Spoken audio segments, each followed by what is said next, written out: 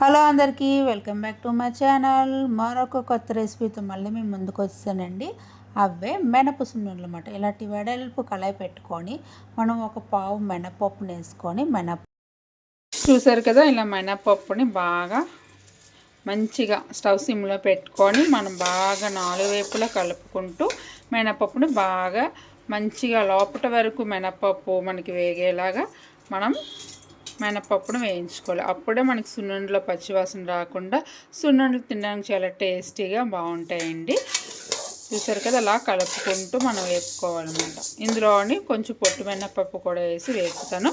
High ఫ్లేమ్లో పెట్టకుండా సిమ్లో పెట్టుకొని ఇలాంటి వెడల్పు కళాయిల్లోని బాగా వేపుకుంటే మంచిగా రంగు వస్తుంది. మినపప్పు లోపల వరకు కూడా మినపప్పు అంతా బాగా వేగి పచ్చివాసన లేకుండా మనకి పిండి మంచిగా రెడీ అవుతుంది అన్నమాట. ఈ రంగులో ఇంకా కొంచెం కలర్ రావాలి. మినపప్పు మనకి కొంచెం కలర్ వస్తే మంచిగా సరిపోతుంది. మరి అలాగని చెప్పేసి ఎర్రగా వేగనవసరం లేదు, కొంచెం కలర్ రావాలి. ఇది బాగా కలర్ వచ్చి వేగిన తర్వాత ఇందులోని చిన్నది ఒక పిడికెడు బియ్యము, దీనికి హాఫ్, ఇది గ్లాసు తీసుకుంటే దీనికి అర గ్లాసుడు పొట్టు మినపప్పు తీసుకొని అప్పుడు మొత్తం మిల్లి పట్టించుకుంటే ఆ పౌడర్ తోటి మనము బెల్లం వేసి కానీ పందార్తో కానీ నెయ్యి వేసుకొని సున్నుండలు చుట్టుకోవడమే. ఇంకా కొంచెం ఇది ఇంకా బాగా వేగాలి. పప్పు వేగితే అప్పుడు మనకి మంచి టేస్ట్ వస్తుంది. తర్వాత మనం పొట్టు మినపప్పు రైస్ను కూడా వేయించుకుందాం. ఫైనల్గా మినపప్పు ఈ రంగులో వస్తే చాలు.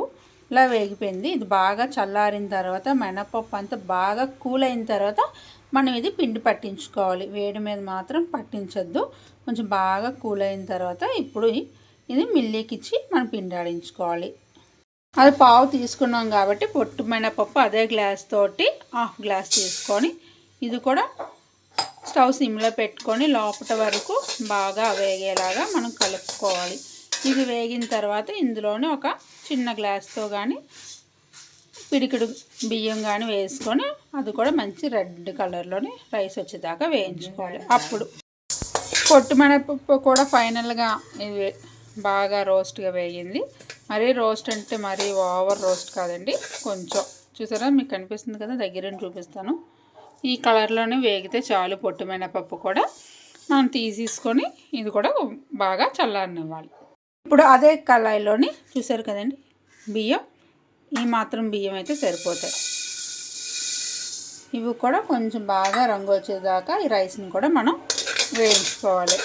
కొంచెం బియ్యం, ఈ మాత్రం బియ్యం అయితే మనకు సరిపోతే. ఎక్కువ బియ్యం అయిపోయినా మళ్ళీ సున్నుండలు కూడా మనకి తెల్లగా వస్తాయన్నమాట. కొంచెం మినపప్పు వేయించిన రంగులో కాకుండా బియ్యం ఎక్కువైపోతే తెల్లగా కనిపిస్తాయి సున్నుండలు. అందుకని చెప్పేసి మనం కొంచెం వేసుకోవాలంటే ఈ మాత్రం బియ్యం అయితే సరిపోతాయి. రెండు కలిపేసాను. కొంచెం బాగా చల్లారాలి. చల్లారితే అప్పుడు మనం మిక్సీకి ఇచ్చేసుకోవడమే. మిల్లికి ఇచ్చుకుంటే మెత్తగా కాదు, కొంచెం చిన్నది బరకగా ఉండి చేసుకుంటే ఈ సున్నుండలు చాలా టేస్టీగా ఉంటాయి. మళ్ళీ మనకి ఫైనల్లీ రైస్ కూడా ఈ రంగులోనే వేగితే చాలండి, అంతకు మించి ఎక్కువ వేగనవసరం లేదు. ఇప్పుడు వీటితోటి మనం చక్కగా సున్నుండలు రెడీ చేసుకోవడమే.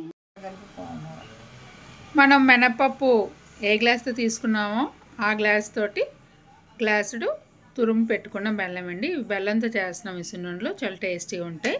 ఇప్పుడు ఎందులోని సున్నుండలు చుట్టుకుంటాం అందులో వేసుకోవాలి. ఇందాకలా మనం వేయించి పెట్టుకున్నాం కదా పొట్టు మినపప్పు, మామూలు మినపప్పు, కొంచెం బియ్యం వేసి అదండి మిల్లి పట్టించిన తర్వాత చూసారు కదా పిండి ఇంత అలాగని మెత్తగా పౌడర్ చేయలేదు, కొంచెం గరుకు పెట్టాం. చిన్న గరుకు ఉంటే బాగుంటుంది సున్నుండలు తిన్నప్పుడు. మరీ మెత్తగా మరీ నోటుకు అంటుకున్నట్లా ఇదిగా ఉంటుందని చెప్పేసి చిన్న గరుకు పెట్టి ఆడించుకున్నాం. కొంచెం పిండి బాగా చల్లారింది. నెయ్యి కూడా ఆల్రెడీ కరిగించి పెట్టేశాను. ఇప్పుడు ఈ బెల్లము నెయ్యి ఈ మినప్పిండి వేసి మనం ఉండలు చుట్టుకుంటే మనకి మంచిగా టేస్టీగా సున్నుండలు రెడీ అవుతాయి.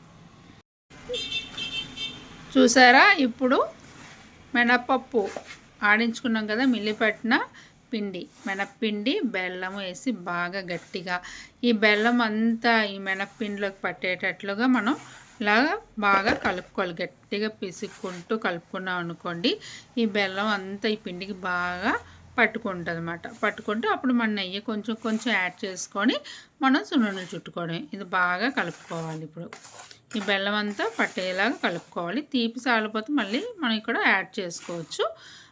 కప్పుకి ఒక గ్లాస్కి గ్లాసుడు సరిపోద్ది. ఇంకా ఎక్కువ స్వీట్ తిన్న వాళ్ళైతే కొంచెం యాడ్ చేసుకోవచ్చు. చూసారు కదా, మొత్తం అలాగా పిండి ఇలా ఉండాలన్నమాట. ఇలాగ బెల్లం అంతా కలిసిపోయి పిండిలోనే ఇలా ఉంటే మనకి మంచిగా చూసారుగా కనిపిస్తుందా. ఇలాగా ఇప్పుడు ఇందులో నెయ్యి పోసుకొని మనం సున్నుండలు చుట్టుకోవడమే. ఈ మినపప్పు మిశ్రమంలోని బాగా బెల్లం అంతా బాగా కలిసిపోయిందండి. ఇప్పుడు నెయ్యి వేసుకొని మనం సున్నుండలు చుట్టుకుంటే మనకి ఏ సైజులో కావాల్సి ఆ సైజులో సున్నుండలు చుట్టుకోవచ్చు.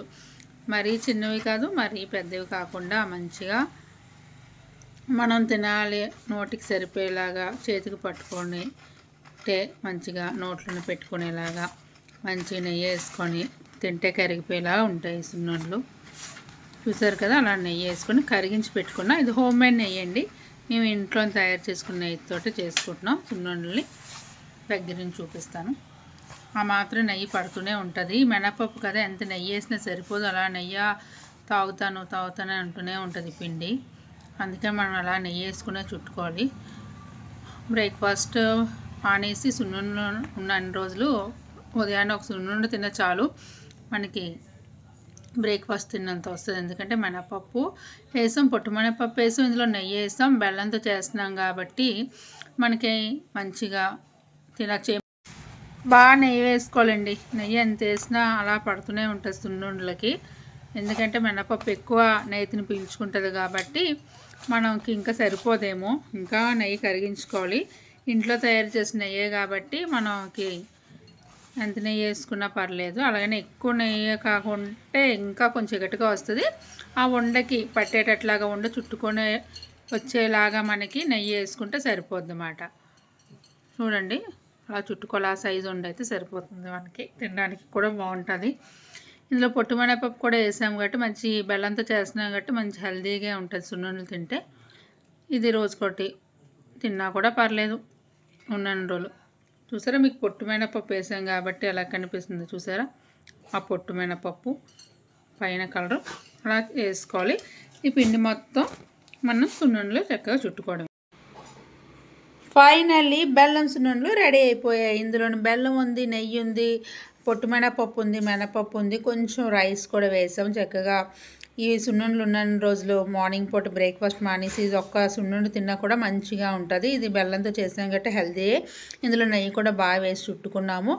మీకు ఒక్కసారి ఈ పద్ధతిలో మీరు బెల్లం సున్నుండలు ఒక్కసారి ట్రై చేయండి. ఎవరైనా ఫస్ట్ టైం నా ఛానల్ చూస్తే నా ఛానల్ సబ్స్క్రైబ్ చేయండి, పక్కన బెల్ సింబల్ క్లిక్ చేయండి. నా ఛానల్ని మీ ఫ్రెండ్స్కి, ఫ్యామిలీ వాళ్ళకి షేర్ చేయండి. మరిన్ని కొత్త రోజులు వంటలు కావాలంటే నా ఛానల్ ఫాలో అవ్వండి. Like, share, subscribe to my channel. మరొక కొత్త రెసిపీతో మళ్ళీ మీ ముందుకు వస్తాను. ఈ సున్నుండలు మీకు నచ్చాయి అనుకుంటున్నాను. నచ్చితే లైక్ చేయండి. మరొక కొత్త రెసిపీతో మళ్ళీ మీ ముందుకు వస్తాను. అంతవరకు బాయ్.